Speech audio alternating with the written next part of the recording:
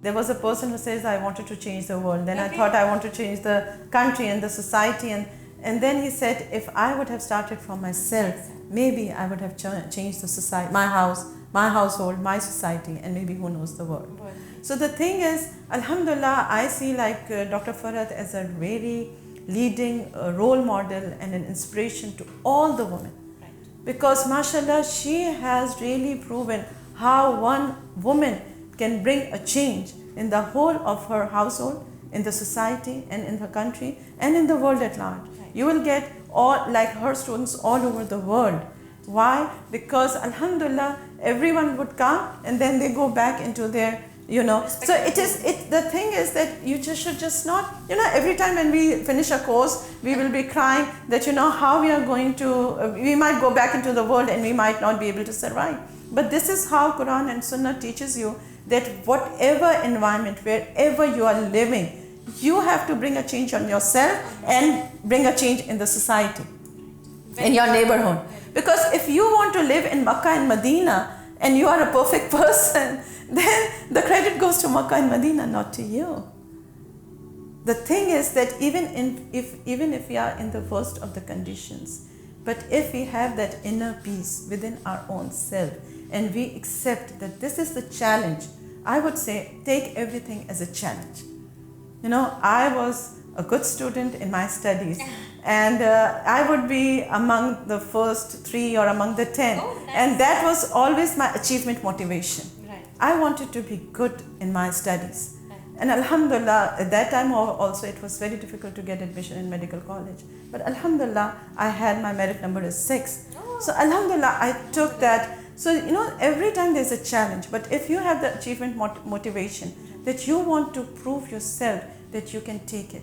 Even if you're living in a joint family system, Alhamdulillah, it's a challenge. You can take it as a positive and you can be so happy. You can take every one of, all your in-laws together and live happily. And Alhamdulillah, I can say very proudly that Alhamdulillah, my father-in-law, my mother-in-law and my in-laws, we have got, when they passed away, they were happy with me. Yes. Alhamdulillah. And that is my achievement.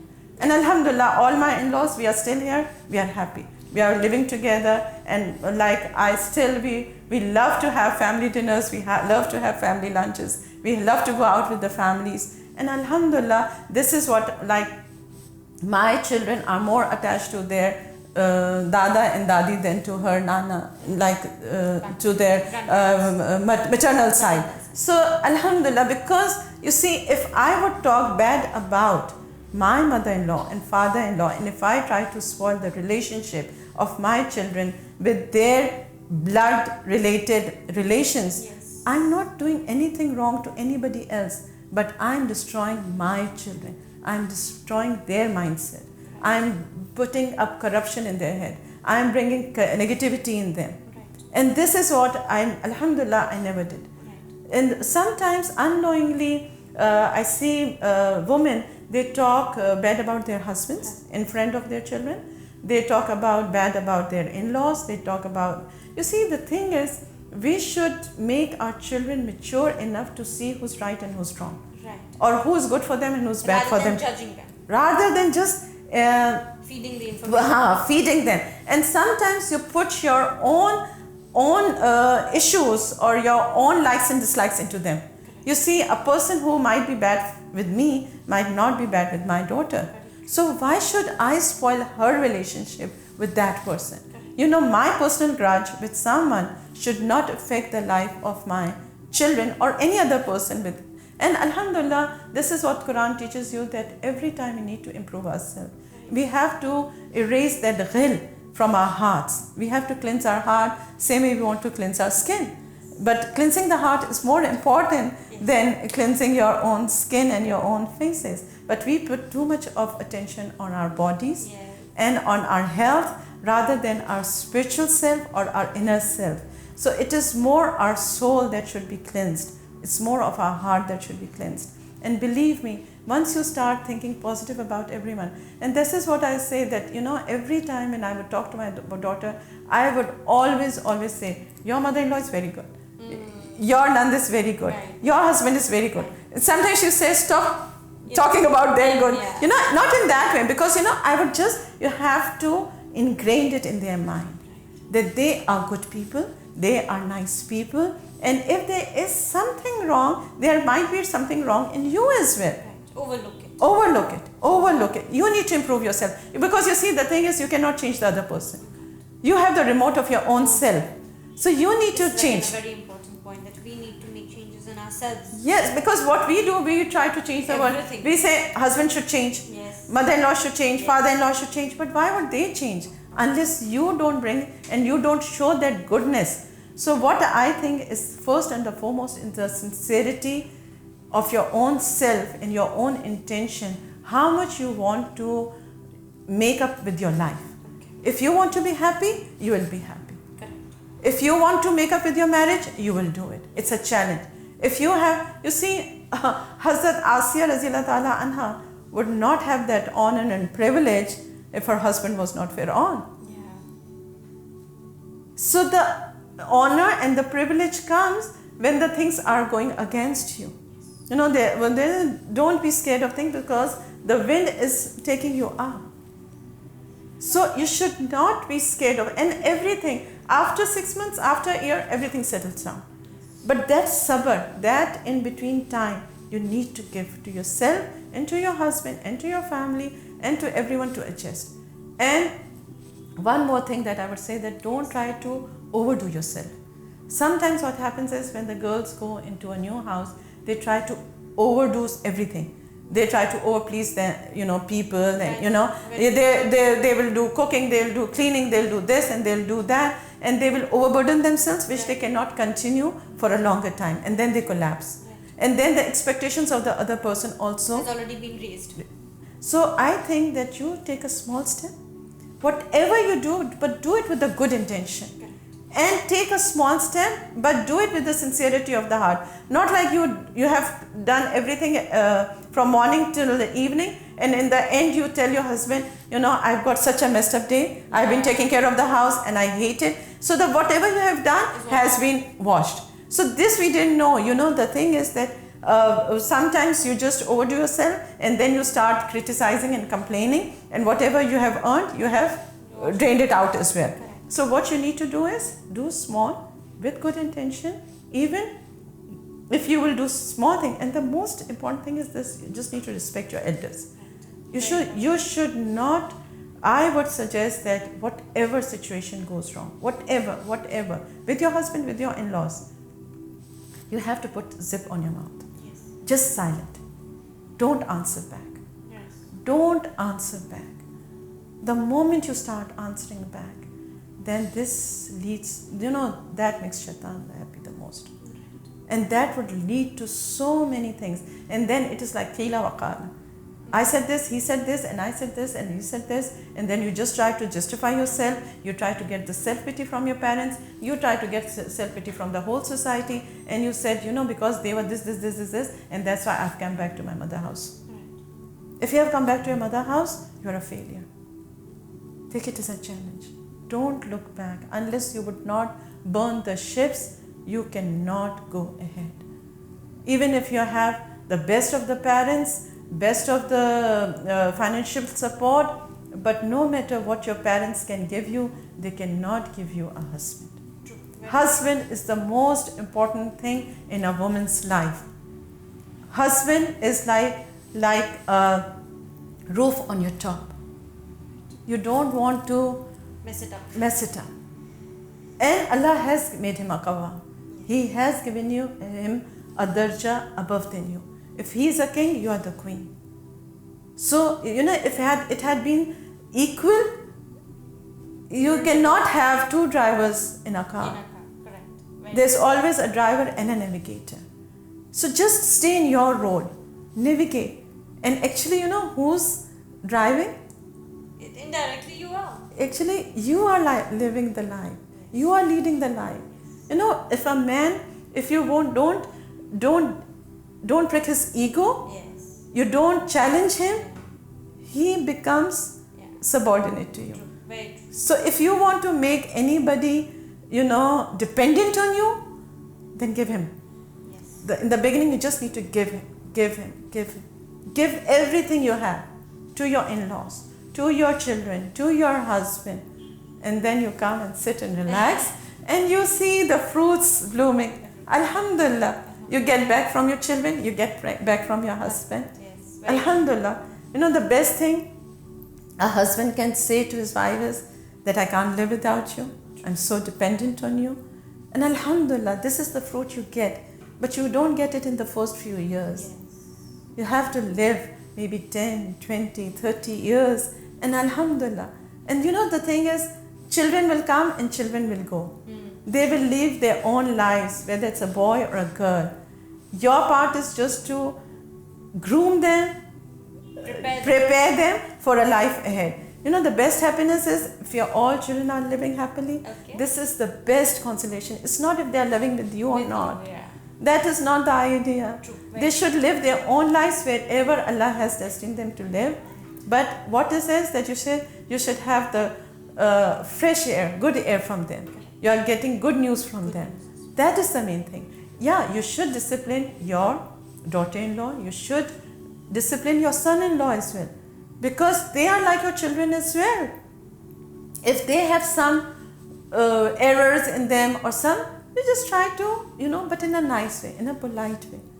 Not like, if you have to stand for some disciplinary thing, you should be firm. Right. You can be firm, but you can't be harsh. You don't need to be harsh. If this is something, a rule of your house, I don't like my children to waste any food in their plates. Okay. This is a basic that I have trained them since the beginning. Right. If they would leave something, I would eat it. Right. Making sure that they don't leave any grain in their plate. Okay. So if my daughter-in-law comes and she leaves something, I would say, try to finish it up. As it is, she eats very little, but all I'm saying is that I would just try to train her that this is what we do, this is what my children do. Right. And this is what I like. Just ordering. No. Rather. And of course, if she would leave something, I would ask my son to finish it up. Or I will do it myself. Right. I don't Right. mind. Right. All I'm saying is just a small example. Yes, yes. That is what you need to train them. But do it same way as you love. And sometimes you have to show them more love than your own children. Yeah, because they've not gotten it for 20 years. Yes. So you have to be, I think there's a little jealousy among the siblings. If there's a new person who's entering your house and you're giving them so much of love or attention or something. But then you have to make sure that their love is different, your love is different. And one more thing that is very important, that you should not compare a love of a mother with the love of a wife. Yes. You see, mother love is different and wife love is different. And there is no point of jealousy in it. I don't know why, but people feel jealous. Yes. But the thing is, mother's job is to still keep on giving. And if they are happy among themselves, that is the best reward a mother can get. True, very true. So the thing is, why is this that if a husband and a wife is happy, Yeah. why do you feel jealous? Don't you have your husband who is a son of someone else? You have taken that advantage as well. So let them. You see, the thing is, a child, when he's a newborn child, is most attached to the mother. But as child grows, the requirements and the needs changes, and there is going to be a gap. There is going to be a distance. But that distance does not mean that the child does not love his mother. Right. And a time will come then he would need his wife more than his mother. And you should be prepared for that. And it is letting them go. Loving means to let them go, Not to hold on. not to hold on. That is why I'm saying it again and again. It is not physically that you are together. It is more of your heart that has to be together. More of that respect that should come. And for me, I think that once we are giving and giving and giving, still, alhamdulillah, we are at that stage, we can take care of ourselves. But eventually, we don't know, a time will come when we will be dependent on our children. And who knows that my daughter-in-law would be taking more care of me than my own daughters. Because I have seen my bhabhi is taking care of my mother more than I could do for her. Right. So I respect them more because this is what, and believe me, my mother would love them and would give them more honor than myself. Because you have to give them that honor, that prestige. If she's a bahu of your house, if she's a bhabi of your house, then you have to put them into that caliber. You should give them priority over your own daughters. There are things which you learn from the mistakes of others. Yes, definitely. So I would not take care. I would not side my daughter if she is wrong over my bahu if she's right. Just because she's my daughter and she's my bahu, that does not mean I have to take. Watawasaw bil haq, watawasaw bis sabr. So you have to follow the truth. You have to see who's right. If my brother is wrong and my bhabi is right, you can't. Who would I take?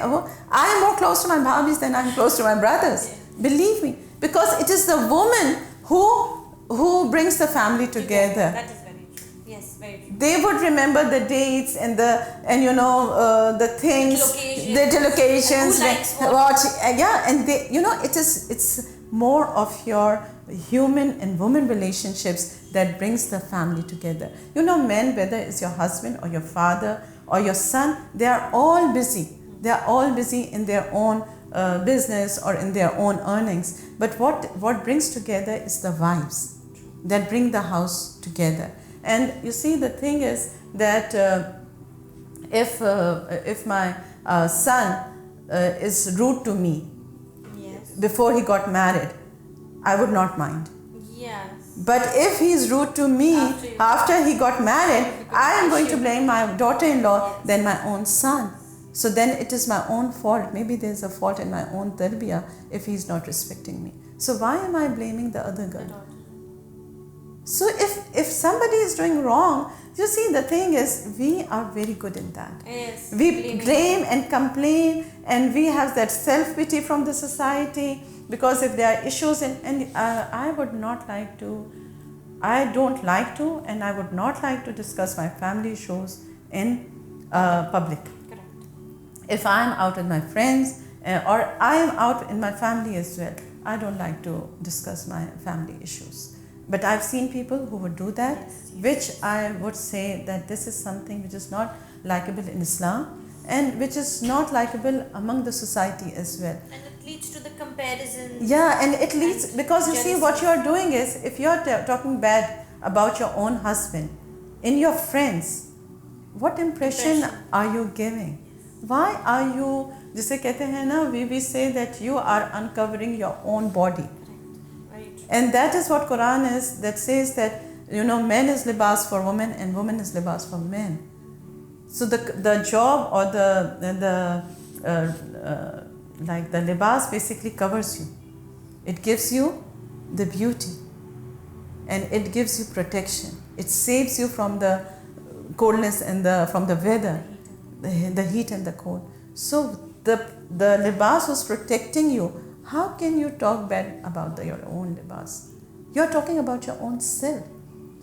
So these are the few things I would say that would, inshallah, shall sum up and would help the society at large. But these are the basic. Just cover your air, cover yourself. Don't talk about the issues. The best thing to solve the issue is to keep quiet at that moment. That is the best tip. Just don't answer back. Later on, sometimes it happens that even in public, your husband might say something bad to you. Yeah. Then what are you supposed to do? Answer him back in public? Then what will happen? That will ignite the fire. Right. So every time, if there's fire, what do? Either you put water or you put earth. So you have to cover it up. Not There's one misal in Punjabi, they say mitti pao. Mitti pao is like cover it up. And never talk about your past experiences. And I think it's a very great blessing that I forget about my past things. I would not even remember, sometimes you would remember my daughter this day when she was a child. And sometimes my children will say something what we used to do. And I said, I've forgotten, I don't remember. Because you see, you should not make your mind as a garbage can. That you're just putting everything in your mind, go to bed and you can't forget. Those people who cannot forget, I've seen people who would remember the time, the date of an incident, and she said this to me and I said this to her, or my husband said this to me and he said, And they're fixated on that. oh my God, they cannot forget. And if they cannot forget, they cannot forgive. Forgive. You know, there are 10,000 times. Every time there will be some issue with my husband and myself, and my children will come and say, Mom, like after some time it will be just normal. And they say, how can you do it? I said, of course, that was something. We love each other so much and we trust each other so much that no matter what we say in our bad moments, when we are in anger, it doesn't mean. We don't mean what we say. And a lot of times this is what happens, that there are words which you don't mean, but you might say. And if you are quoted on those words, they can break the homes. Very true. Very true. So don't break your homes. If you want to live in peace, making up a marriage is the best challenge that Allah subhanahu wa ta'ala has given it to you. Make it a success, make it a happy life. And inshallah, once you have made it a happy life, inshallah your children will learn the same. It is not just lecturing them day and night, it is living a life. If they see you as happy, even if your differences, if you are living happily, inshallah they will do the same. Because nobody has a perfect environment or a perfect situation, but yet we see very happy people. Alhamdulillah, I'm so blessed. I have a happy life, and I hope and pray that my children also live a happy life. Jazakumullah khair. It was very nice speaking to you. It was very nice for you to sum up the entire concept and how all the phases of life can be very easily managed if we just do a little bit of tolerance. Yes. And we're good inside, and with sincerity, all these relationships can nurture and grow and reap fruits. And little wisdom from the older, I think, whether it's a mother-in-law or father-in-law or the leaders of the house, I think they have got a big responsibility to put their children together and let them live a happy life in their own perspectives, inshallah. Thank you so much for calling me over. It was really an honor and a privilege for me to get a chance to talk through this media, and I hope that Allah subhanahu wa ta'ala bless you and accept all your efforts, and I hope that this talk is useful to the people at large, inshallah. Assalamu alaikum wa rahmatullahi wa barakatuh.